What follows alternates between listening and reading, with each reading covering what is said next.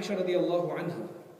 Now the other thing that we'll be covering in this is that the hadith will not just be speaking about the hair of Rasulullah sallallahu alaihi wasallam, because the discussion of the hair of Rasulullah sallallahu alaihi wasallam will normally come as part of a more extended narration about the scene in which it's taking place. So in this one, Aisha radiallahu anha says that I used to bathe together with Rasulullah sallallahu alaihi wasallam. أغتسل أنا ورسول I used to bathe with Rasulullah. We used to bathe together, Rasulullah sallallahu alaihi wasallam.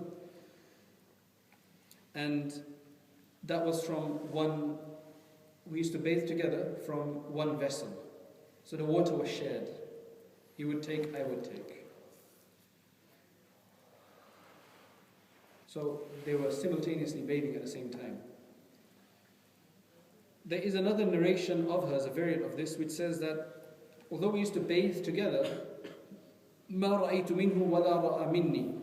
He never saw my private parts, neither did I ever see his private parts during the course of this. However, this does not make it impermissible to do that. This was just what they did. Right? This was the Prophet ﷺ's practice with Aisha radiallahu anha. There are narrations about the other wives of Rasulullah sallallahu alaihi wasallam that he did see. It wasn't that it was prohibited in that way. It just happened to be the practice here. But this gives us an understanding about the close relationship between a husband and a wife. So again, those who haven't understood this and based on their culture may not feel that this is suitable for them. They should look at the greatest man that ever lived, the greatest and the most pious human creation of Allah subhanahu wa ta'ala that ever lived. And he gives us the best example. And these are all things by which the relationship between the spouses, the husband and wife, is enhanced. Because the human requires these things. These are for the benefit of a human being. They're one side of the human being.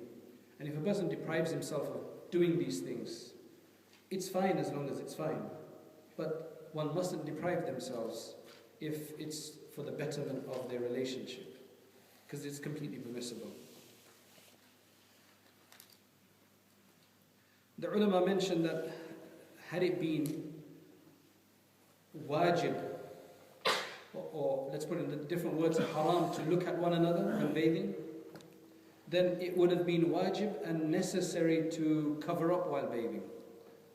But that is not the case. This was something very particular with this particular scenario of Rasulullah sallallahu alaihi wasallam.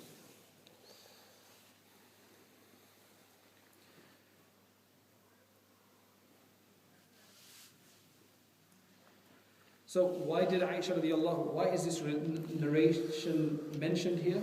Is because Aisha radiallahu anha says that we used to bathe together, وَكَانَ لَهُ, and then she describes his hair. وَكَانَ لَهُ شَعْرٌ فَوْقَ الْجُمَّةِ وَدُونَ الْوَفْرَةِ. Now remember, wafra is where the hair is up to the earlobes. Jumma is up to the shoulders, and in between is called limma.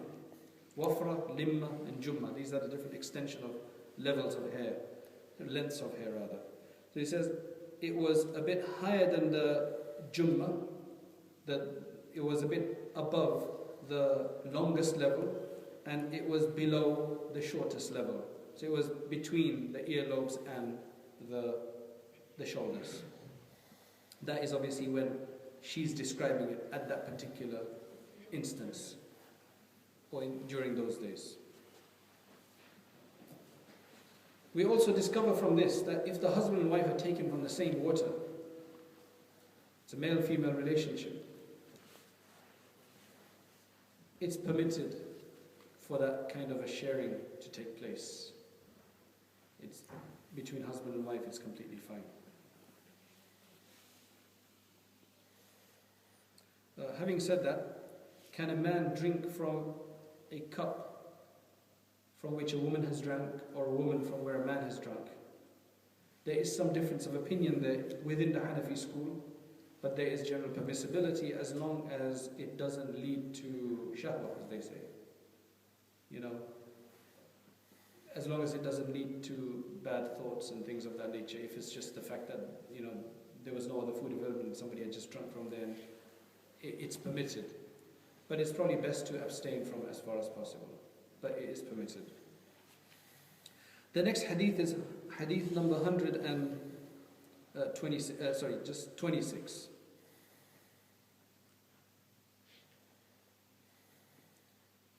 Which is something we've covered before. It's from Bara ibn Azib radiallahu anhu. We've seen that narration before. Rasulullah sallallahu alayhi wasallam was of medium stature.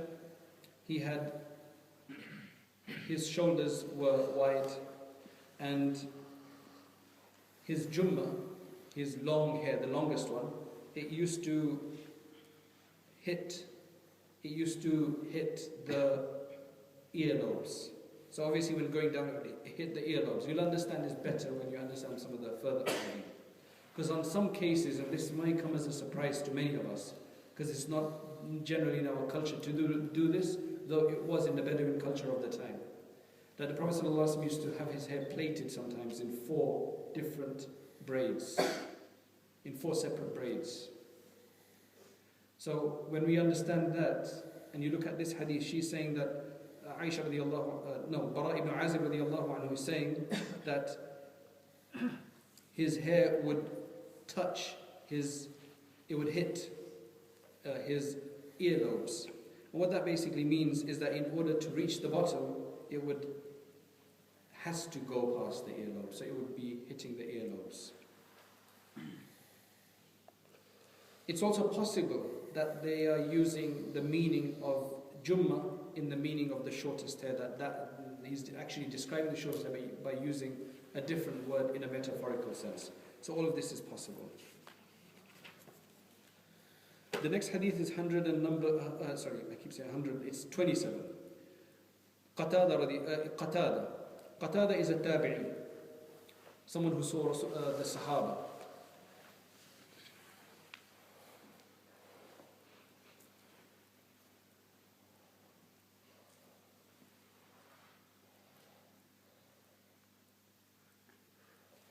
He was so knowledgeable. You can see the level of these people, because this is the early period. You could see the level of the insight, intellect, and memory of these people. Qatada was a very high-level tabi'i from Basra, and he was considered to be the most knowledgeable among the students of Hassan al-Basri, who was one of the great scholars of the time, rahimahullah. Ibn al-Madini, another great hadith scholar, he relates that once there came a beggar. A beggar came to the house of Qatada. And when beggars come to your house, they normally have this poem they say, or they say, give something for the sake of Allah. They will sing a little song, or they read a few ayat, or they make a few du'as. Each one has its own unique statement. So you know that which one it is. So what happened in this case is that this poor person had come, a beggar had come, and Qatada had heard his voice. That's it. He hadn't seen him, he just heard his voice. He may have been a one-off beggar. And what they discovered is that a bowl was missing from the house after he'd left. So he'd probably stolen the bowl or taken it for barakah. I'm just trying to be nice to him. I remember once we were in one of our sheikh's house, and it was in his library. So one of the students who was there, he said, would it be permissible just to take a kitab for barakah? Euphemism for stealing, I guess. Okay. So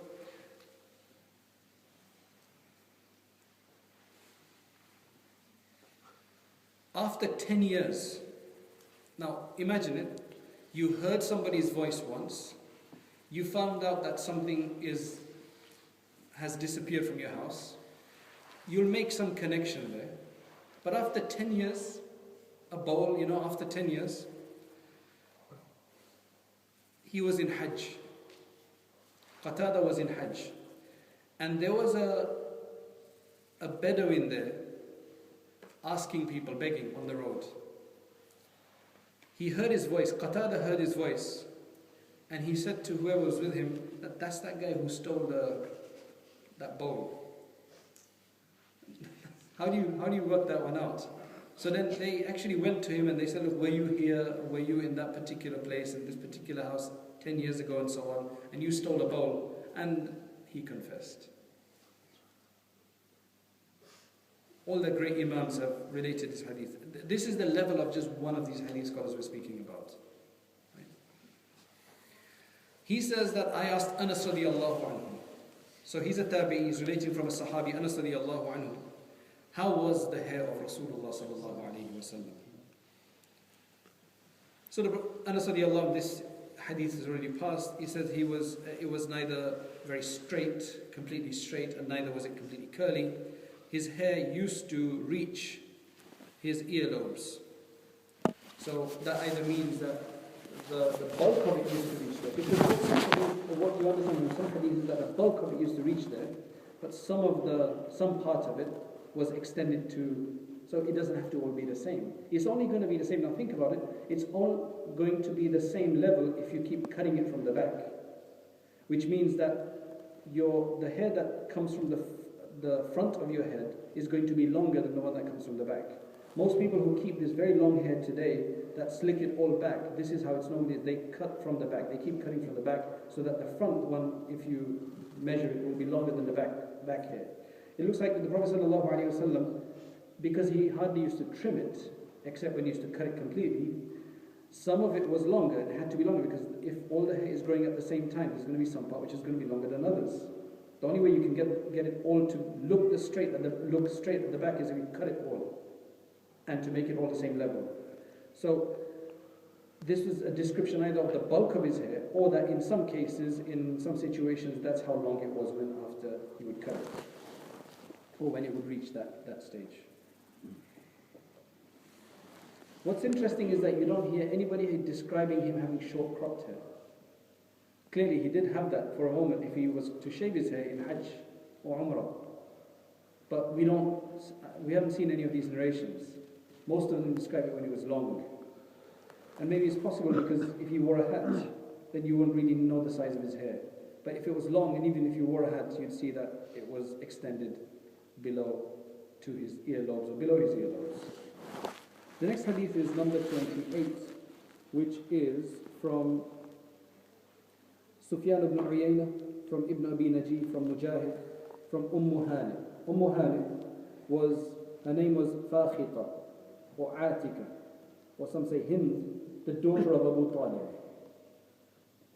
So this is a cousin sister of Rasulullah sallallahu alaihi wasallam, the sister of Ali radiallahu anhu. So a cousin of the Prophet sallallahu alaihi wasallam. She became Muslim. She only accepted Islam in the 10th year, the conquest of Makkah that year. And she related from Rasulullah sallallahu alaihi wasallam 46 narrations.